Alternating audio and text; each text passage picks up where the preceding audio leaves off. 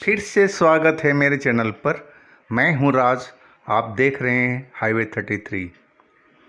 दोस्तों, आज की जो कहानी है राजस्थान के जयपुर के पास की है। सोनू जी का ये कहानी है और इस घटना को लगभग 12-13 साल बीत चुका है। तो चलते हैं इनकी कहानी में। लेकिन दोस्तों, अगर आपने मेरे चैनल को अभी तक सब्सक्राइब नहीं किया है तो कर लीजिए, धन्यवाद। अब चलते हैं सोनू की कहानी में, सोनू की ही ज़बानी। मेरा नाम सोनू है, मैं राजस्थान का रहने वाला हूँ। पास के गांव में हमारे घर से करीब 40 मीटर की दूरी पर शादी थी मेरे दोस्त की। वैसे तो मेरे पास में बाइक थी, लेकिन उस दिन मैं कार लेकर के गया था अपने पिताजी का। सफ़ेद रंग की कार मुझे अच्छी लगती थी। पिताजी तो नहीं दे रहे थे, लेकिन बहुत मिन्नतों से उनको मनाया।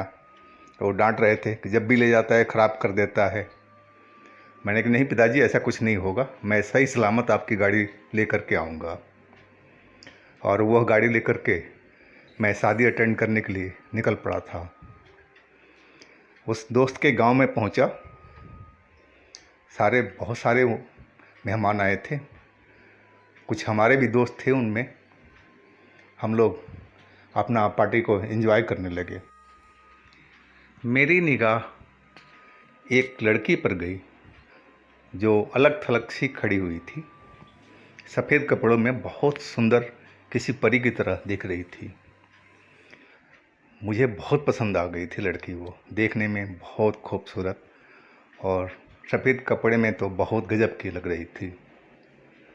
मैं उसी तरफ ज़्यादातर देख रहा था।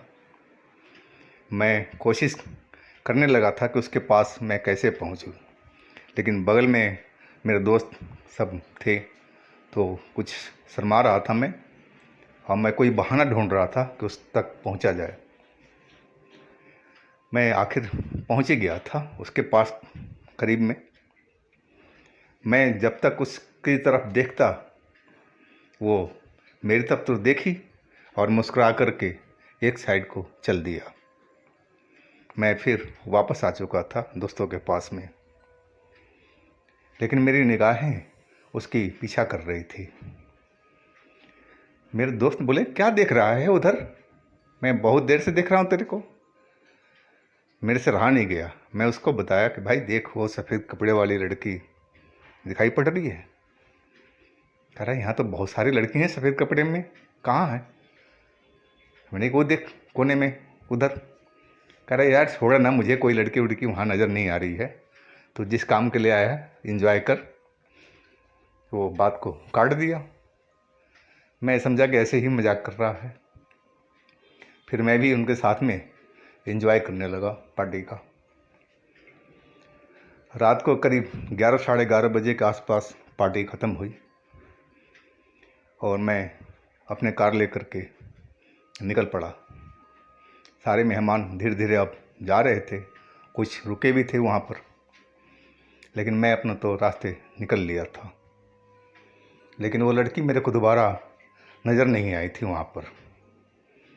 मैं समझा शायद किसी रिश्तेदार के साथ आई होगी, वो चली गई उनके साथ में।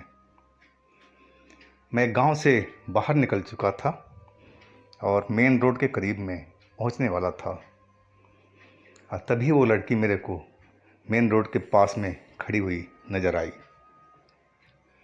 मेरी हेडलाइट की रोशनी में उसके कपड़े बहुत गजब के चमक रहे थे। मैं वहाँ पहुँचा और गाड़ी को रोक दिया। यानी कि जी आप यहाँ पर अकेले? क्या बात है, और कोई साथ में नहीं है आपके इतनी रात को? वो कुछ नहीं बोली, बस मुस्कुरा दिया। नहीं, कहाँ जाएंगे, अब मैं आपको छोड़ दूँगा। मैं गेट खोल दिया था। मैं कुछ समझ नहीं पाया था कि आखिर इतनी रात को वो अकेले उस रोड पर क्यों खड़ी थी, किसका इंतज़ार कर रही थी। मुझे उस चीज़ को देखना चाहिए था, परखना चाहिए था कि आखिर कौन है वो, और मैं अपनी गाड़ी का गेट खोल करके उसको अंदर बिठा लिया था। मैं सबसे बड़ा बेवकूफ़ था उस टाइम में। मुझे खतरे का जरा भी आभास नहीं हुआ था। वो मुस्कुराते हुए गाड़ी में बैठ गई और उसने एक शब्द भी कुछ नहीं बोला था। बस वो मुझे देख करके मुस्कुराई जा रही थी। मैं समझ गया कि आग दोनों तरफ से लगी हुई है, शायद वो भी मुझे पसंद करती है।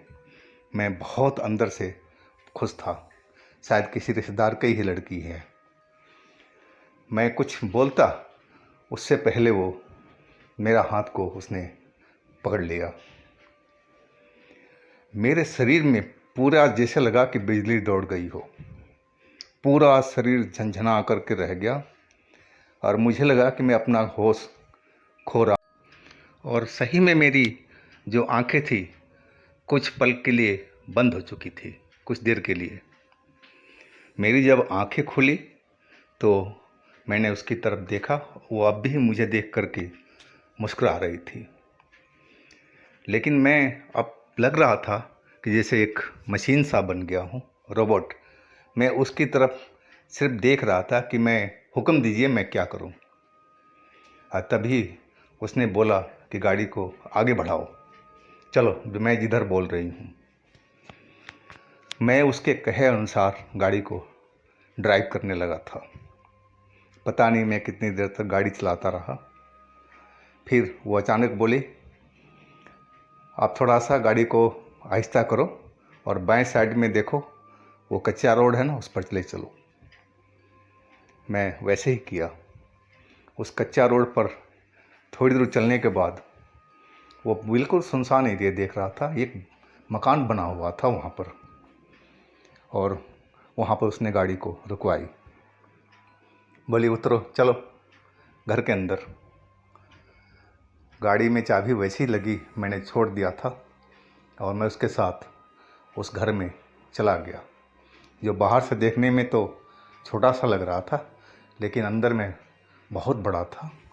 अब बहुत सारे कमरे उसमें बने हुए थे, लेकिन बिल्कुल सुनसान था। शायद उसमें कोई नहीं था। वह मुझे एक कमरे में ले गई जिसमें एक बेड लगा हुआ था। बोली बैठो। मैं किसी मशीन की तरह उस बेड पर बैठ गया था। तभी वो मेरे आंखों पर अपना हाथ रख दिया। हाथ रखते ही मुझे जैसे लगा कि मैं नींद बहुत ज़ोर की आ गई हो। मैं सो गया। मेरी जब नींद खुली या होश आया तो मैं हड़बड़ा करके उठा। मुझे सब याद आ गया कि मैं कहाँ था और वो लड़की कैसे मिली थी और उसने मेरे साथ में क्या किया है। मैं हड़बड़ा करके देखा तो वो मेरे बगल में लेटी हुई थी, वही कपड़े पहने हुई थी। मैं उसके चेहरे की तरफ देखा। वो तो पहले से बहुत ज़्यादा वो लग रही थी, ज़्यादा एज की लग रही थी। पहले तो 20-21 साल की लग रही थी, अब तो ये 35-40 के आसपास के दिख रही थी चेहरे देख करके। मैं एकदम घबरा गया। मुझे यहाँ से भागना था कैसे भी करके। मैं चुपचाप दरवाजे से बाहर निकल गया। बाहर में बड़ा सा आंगन था और उसके चारों ओर कमरे से बने हुए थे, और मैं मेन गेट ढूंढने लगा कि किस दरवाजे में है, किधर से निकलना है। मैं एक एक करके आहिस्ता आहिस्ता गेट को खोलता रहा। अंदर भी रोशनी थी, बाहर रोशनी थी। पता नहीं कैसी रोशनी फैली हुई थी, कहाँ से आ रही थी, मुझे नहीं पता इस चीज़ का। बस उजाला था, मुझे इतना ही पता था। एक एक करके कमरा खोलता जा रहा था, लेकिन दरवाज़ा मुझे बाहर का मिल नहीं रहा था। तभी मैं 3-4 कमरे के बाद में एक दरवाज़ा खोला तो देखा कि वो तो लड़की फर्श पे पड़ी हुई है जो हमारे कमरे में लेटी हुई थी। वो एक लाश की तरफ लग रही थी मुझे। मैं देख करके भौचक्का रह गया। मैं वहाँ पहुँचा उसके पास में तो देखा उसकी शक्ल में और इसकी शक्ल में ज़मीन आसमान का फ़र्क था। ये वही लड़की थी जो मुझे उस शादी के फंक्शन पार्टी में मिली थी। वही मासूम वाला चेहरा था और ये मरी पड़ी थी। मैं एकदम कांप गया था सब देख करके। क्या वो जो हमारे साथ में लेटी हुई थी वो चुड़ैल है, कोई जादूगरनी है या कोई डायन है? मैं अब ऐसा डरा था कि मुझे पता नहीं मैं क्या करूं, कैसे भागूं इस जगह से। लेकिन मुझे दरवाज़ा ही नहीं मिल रहा था कि मैं कहाँ से निकलूं। मैं फटाफट एक एक करके दरवाज़ा देखने लगा कि जल्दी से भगवान मुझे दरवाज़ा दिखा दो कि मैं बाहर निकल जाऊं। और कुछ ही देर में वो दरवाज़ा मुझे एक कमरे के बाहर में नज़र आ गया। मैं जल्दी से दरवाज़ा खोला, आहिस्ते से उसको बंद कर दिया कि पता ना लगे कि मैं बाहर भाग रहा हूँ। गाड़ी मेरी उस दरवाजे के बाहर ही खड़ी थी। गाड़ी में चाबी लगी हुई थी, गाड़ी खुली हुई थी, लॉक नहीं थी।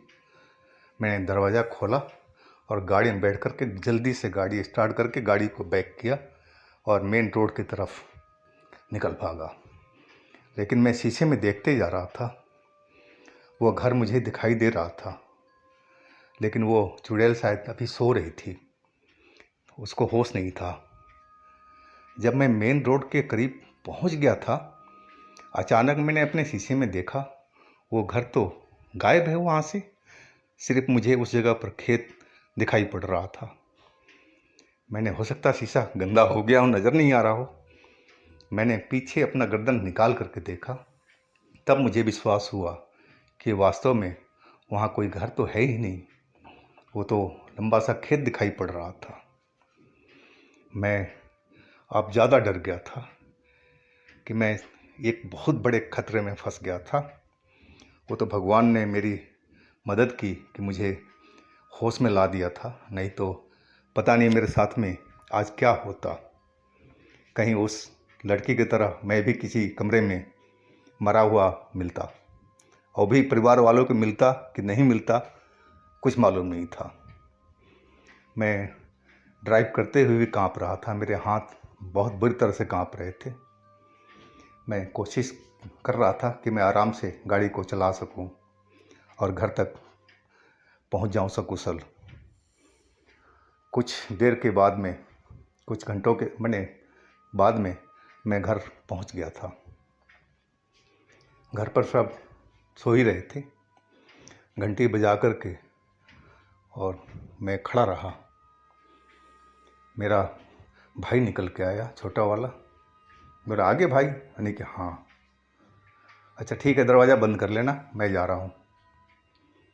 मैं दरवाज़ा बंद किया, मैं अपने कमरे में चला गया।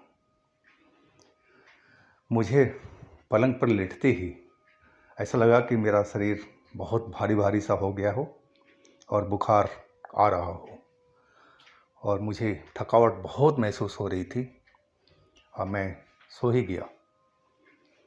सुबह मेरी आँख खुली तो पूरा शरीर में दर्द था, सर बिल्कुल भारी भारी था। मैं अपने माँ को आवाज़ दिया कि माँ, तो माँ आई, यानी कि माँ मुझे कोई बुखार का दवाई दो।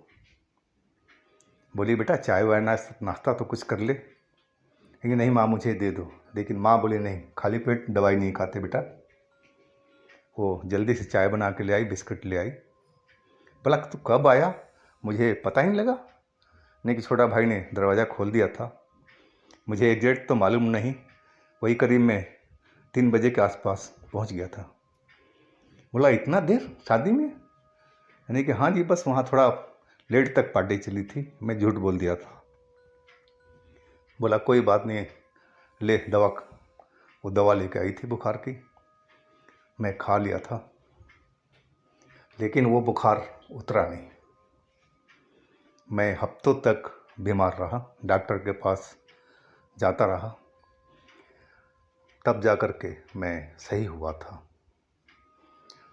वो बुखार मेरा उतर ही नहीं रहा था, और मैं अपने परिवार से जो सच था वो बता नहीं पा रहा था, डर के मारे, शर्म के मारे। आखिर लोग क्या कहेंगे कि मेरा बेटा छिछोरा है, किसी लड़की को देख के बहक जाता है। ये सब बातें मुझे अच्छी नहीं लग रही थी, और मैंने कसम भी खा लिया था कि ऐसी हरकत और ऐसे काम मैं कभी नहीं करूँगा। भगवान का कृपा था कि मैं उस दिन बच के सही सलामत अपने घर आ गया था। नहीं तो उस दिन वो चुड़ैल, वो डायन जो भी थी, वो क्या करती मुझे नहीं मालूम था। तो दोस्तों, ये थी सोनू की कहानी। अगर आपके पास भी कोई अपना अनुभव है, कोई घटना है, तो हमें इंस्टाग्राम पर या व्हाट्सएप नंबर पर शेयर कीजिएगा। हम आपकी कहानी को ज़रूर बनाएंगे। हमारे चैनल को सब्सक्राइब कीजिएगा, शेयर कीजिएगा, और साथ में दूसरा जो चैनल है हाईवे नाइट, उस पर भी विजिट कीजिएगा। लिंक मैं नीचे दे रखा हूँ। फिर हम मिलते हैं अगले दिन एक नई कहानी में। आप लोग अपना बहुत बहुत ख्याल रखिएगा। भगवान आपको राजी खुशी रखे। नमस्कार।